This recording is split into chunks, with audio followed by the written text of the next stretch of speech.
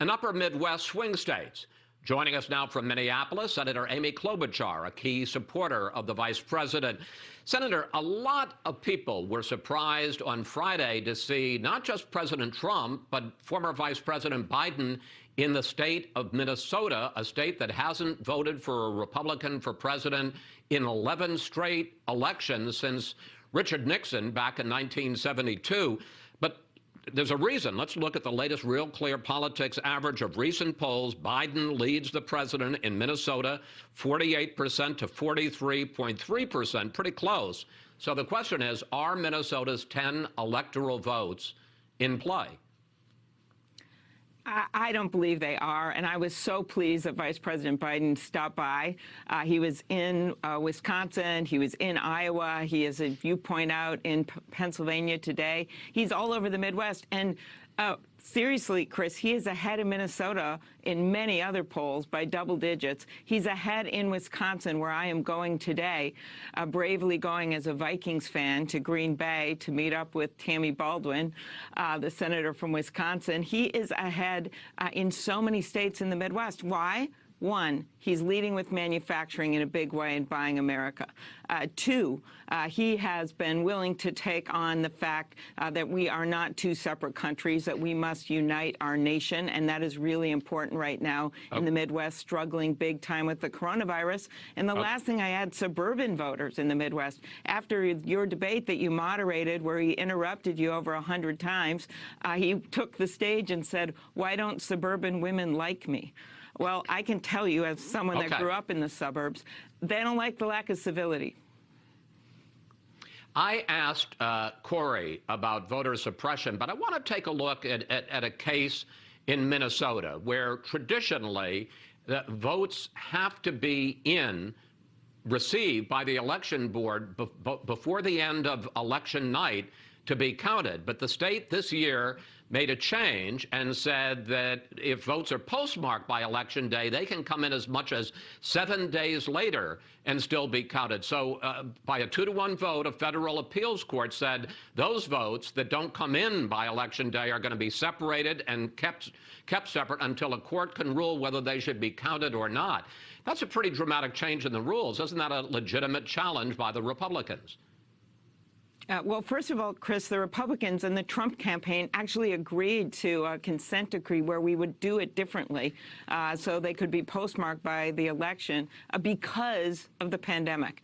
Then 2 electors went around, Republican electors, and went to the court. We really are focused right now on making sure people can vote, and we're just telling them, don't vote by mail anymore. Take your ballot to a drop-off box. We've got plenty of them in Minnesota. It's not like Texas, where people are still valiantly voting that only have 1 per county. And then show up in person. We have early voting going on all day today, tomorrow, Election Day. So we still feel really good about the voting in Minnesota. We are #1 in the country, nearly every presidential election for voting. So we're positive about it. But it is an example of the kind of attempts we're seeing to cut people out from voting. I think it's wrong.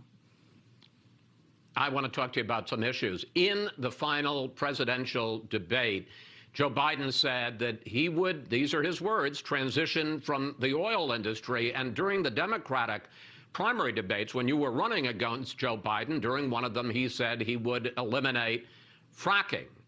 He's kind of tried to pull back from both of those statements. Here's what the president said this week about Joe Biden. Joe Biden confirmed his plan to abolish the entire U.S. oil industry. I said, "You mean no more oil, Joe?" "Well, that's what I mean."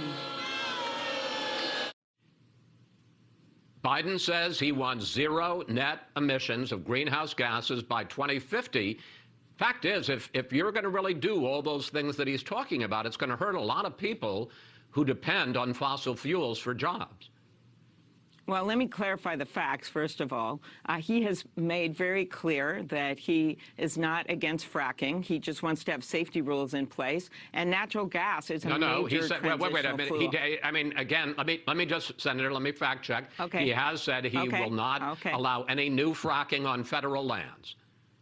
Okay, that is correct. But we're talking about existing fracking. Secondly, what he's talking about is stopping these oil subsidies and transitioning to renewable fuel to bring down greenhouse gas emissions. Look at the fires raging on the West Coast. Our military predicted this, Chris, that this would happen, and that's what happened this past fall. You look at all the flooding we're seeing, the weird weather events, the increase in hurricanes, the effect that has had on the state of Florida. They're still coming in. And I think that what he is talking about is shared by scientists and by actually our own military, that we need to start tackling this problem. And he's going to do it in a smart way that will eventually add more jobs to America. I think that's what's important. But I did want to get at some of the economic arguments that Corey was making in the segment before I went on. I thought your poll was fascinating from Fox. But no, okay, I got, you know, thank you. You're the moderator. Thank you. Thank you. I sometimes forget that. Beyond the presidential race, the other big election news, of course, is the race for control of the Senate. The current margin, 53-47. You need a net pickup of 4 to control the Senate, or if Biden wins, a net pickup of 3, because then Vice President Kamala Harris would be able to break the tie vote. I want to look, because you have a close race. You're not in it, but a close race in Minnesota. Put it up on the screen. Real Clear Politics rates the Minnesota race between the incumbent Democratic Senator Tina Smith and Republican Congressman Jason Lewis as a toss-up. Quickly, what are the chances that Smith will win, hold on to that seat, and what are the chances the Democrats will take over control of the Senate? The Smith holding on to seat, I put at 100%. Poll came out today. She's 9 points ahead. The Senate races, we are ahead in Arizona. We're ahead in Colorado. We are ahead in a number of polls in Maine. We are ahead. The polls go back and forth in Iowa. North Carolina, we're ahead. We are doing well, better than ever expected in states like Georgia, South Carolina, Alaska, you name it. So I am feeling good about the Senate. I can't give you a percentage on that. But remember, I just want to say to your viewers here, if you are sick and tired of a president that has not done what he has said he's done, which is not keep Americans safe when we have coronavirus spiking, pick a guy that's got a plan, that's listening to the science, who's going to do something about it and get the vaccine out in a way that makes sense. This is really the heart and soul of the argument here at the end. Yeah.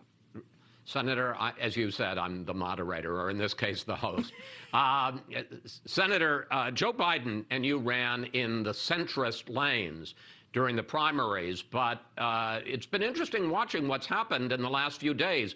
Elizabeth Warren is indicating that she would like to be Secretary of the Treasury. Bernie Sanders has talked about pushing for Secretary of Labor. Kamala Harris, who would be Vice President, is rated the most liberal member of the Senate. If Joe Biden wins, isn't the left going to come after him really hard after the election?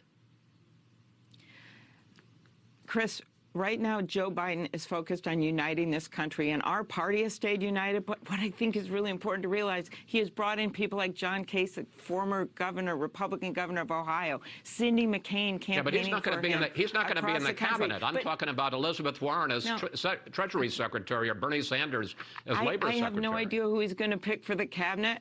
What I do know is the way he has run this campaign, the way he has said he's going to be the president, not just for the people that vote for him, but the people that vote against him. That's how he's going to govern. He has got so much to do in those first 100 days. And I just think that this election, if it goes down the way we're seeing with him ahead in places like Georgia and some polls in Texas, this is going to be the country saying, enough of the divide, enough of the fighting. We want to go together as Team America, and move forward and win this thing for our country. And that means taking on this virus, shutting down the virus, and opening up our economy. That's what this is about. Senator Klobuchar, thank you. Thanks for your time this week, and always good to talk with you.